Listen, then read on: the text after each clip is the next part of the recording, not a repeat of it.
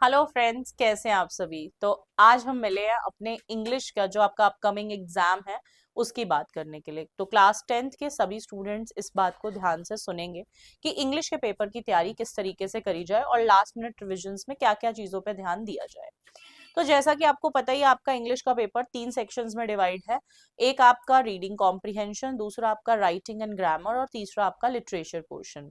तो बेटा reading portion जो है आपका, उसमें आपको ध्यान ये देना है कि आप पैराग्राफ को बाद में पढ़ो, आप पहले क्वेश्चंस को रीड करो। क्वेश्चन रीड करके अगर आप ऊपर जाके उस चीज को ढूंढोगे ना, तो इजी हो जाएगा, आपको आंसर जल्दी मिलेंगे, आपका टाइम भी सेव होगा।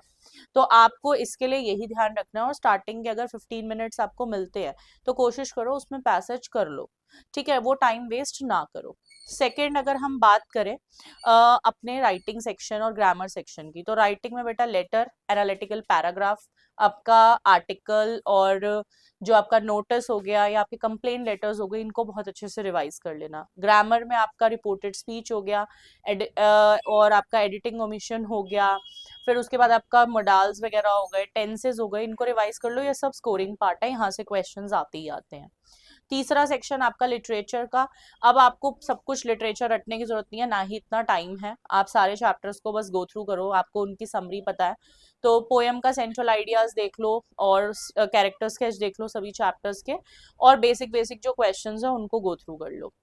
बाकी पेपर इंग्लिश का थोड़ा सा लेंदी लगता है बच्चों को, तो आपको मैनेज करना है कि आप कैसे करो, वो आपके ऊपर है। मैं कभी भी नहीं बोलूंगी आप सेक्शन ए पहले करो, बी बाद में करो, सी करो पहले, या कुछ भी, जो भी आपको ठीक लगे, जो आपको अच्छे से आता हो आप पहले वो करो।